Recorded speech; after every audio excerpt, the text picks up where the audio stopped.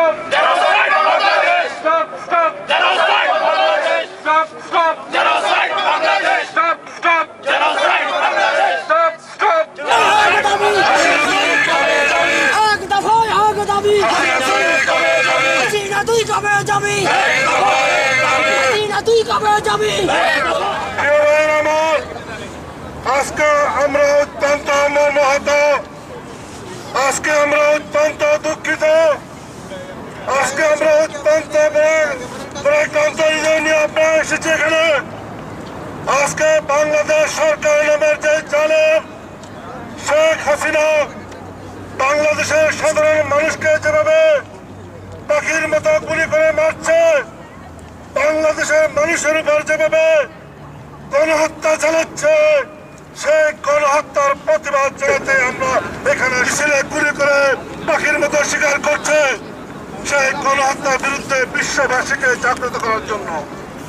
প্রিয় বন্ধুরা আমার, আজকে আমরা এখান থেকে এই স্বৈরাচার হাসিনার বিরুদ্ধে আমরা আমাদের কর্মসূচি ঘোষণা করব।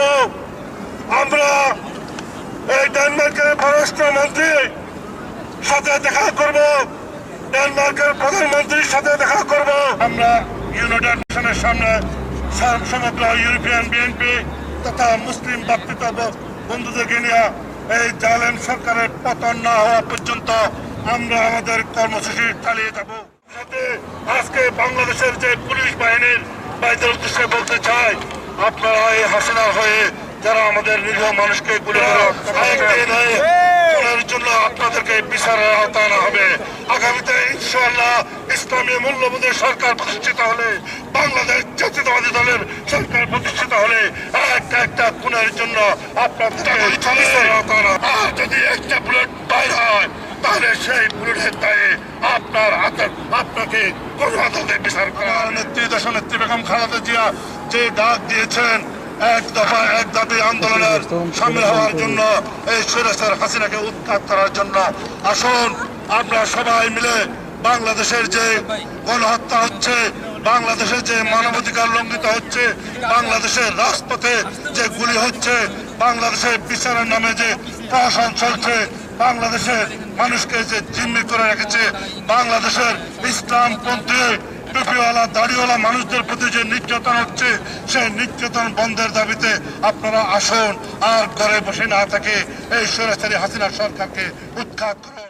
সাথী বন্ধুরা আমার, আজকে কোন স্বাধীন দেশে এভাবে মানুষ মরতে পারে না, এভাবে মানুষের উপর গুলি চলতে পারে না।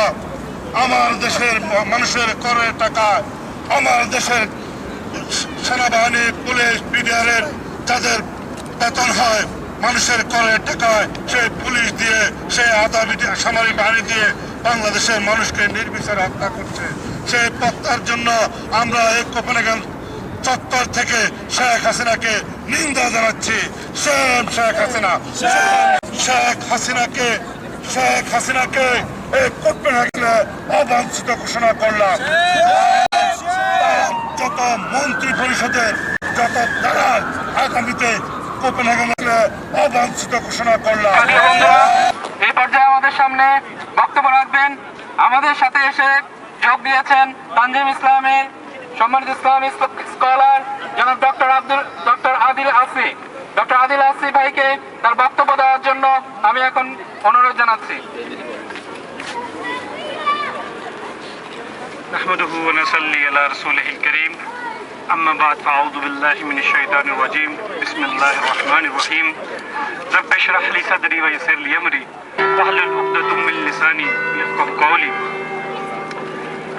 We are here to break the silence of Western countries, to break the silence of Ummat Muslimah, and we are here to break the silence of the countries who says that they are the activities of human rights. Look and see what is going on in Bangladesh. They are saying that they are war criminal of 1971. You are killing the 9-year-old children and boys and girls, and they are saying that they are the war criminal. What the stupidity this is! And you people just watching the news and just looking on the papers and TVs and saying everything is okay, just come with us and start your voice in the favor of the Muslims, in the favor of the Bengal peoples, and especially the boys, the girls who are being victim of this human violence. So-called the justice they make it over there. It's the shame for our own the Muslim Ummah. It's the shame for the Western countries that they don't speak about this violence. They don't speak the violence in Bangladesh. So we are here to protest. We are here to say, please join us. Please say something about these innocent people, these innocent generation. They don't have any concern with the war criminals. They don't have any issues. So they have only one thing common, that they say, La ilaha illallah, Muhammad Rasulullah.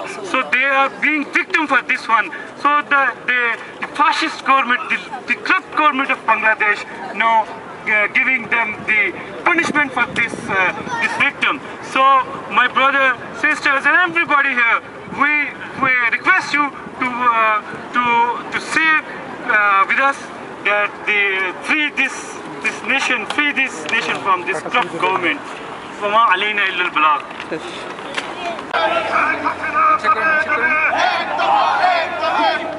জনগণের অধিকার এবং মানবাধিকারকে সম্মান দেখিয়ে আপনারা এই ক্ষমতা ছেড়ে দিন। আপনাদের দ্বারা আমাদের বাংলাদেশ আর পরিচালনা করা সম্ভব নয়। আপনারা চরমভাবে ব্যর্থ, সেই ব্যর্থতার পরিচয় আপনারা ইতিমধ্যে দিয়ে দিয়েছেন। সুপ্রিয় উপস্থিতি, আপনাদেরকে আমি আহ্বান জানাবো, আন্দোলনের ডাক দিয়েছেন, সেই ডাকের সাথে একাত্মতা প্রকাশ করে আপনারা আপনাদের স্ব-স্ব থেকে এই ফ্যাসিস্ট মানবাধিকার বিরোধী সরকারের বিপক্ষে আন্দোলন করে তুলুন। আর একটি মুহূর্তের জন্য এই সরকারের হাতে বাংলাদেশের পরিচালনার ভার থাকতে পারে না। সাথে সাথে আমি বিশ্ববাসীকে আহ্বান জানাবো, আপনারা দেখেন বাংলাদেশের মানবাধিকার আজ ধুকে ধুকে মরছে। বাংলাদেশের মানবাধিকার আজ চরম অবমাননার শিকার।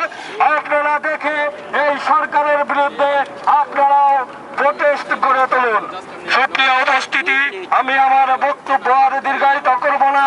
এখানে আসার জন্য আপনাদের সকলকে ধন্যবাদ জানিয়ে আমি আমার বক্তব্য এখানেই শেষ করছি। খোদা হাফেজ। বাংলাদেশ জিন্দাবাদ। দেশনেত্রী বেগম খালেদা জিয়া জিন্দাবাদ। শহীদ প্রেসিডেন্ট জিয়াউর রহমান অমর। এক দফা এক দাবি, হাসিনা তুই কবে যাবে? হাসিনা তুই কবে যাবে? এক দফা এক এক দফা এক দাবি, হাসিনা তুই কবে যাবে? হাসিনা তুই কবে যাবে? এক দফা এক দাবি, হাসিনা তুই কবে যাবে? এক দফা এক দাবি, হাসিনা তুই কবে যাবে? এক দফা এক দাবি, হাসিনা তুই কবে যাবি? এক দফা এক দাবি। বক্তব্য রাখবেন Islamic welfare society of Bangladesh সম্মানিত সাংগঠনিক সম্পাদক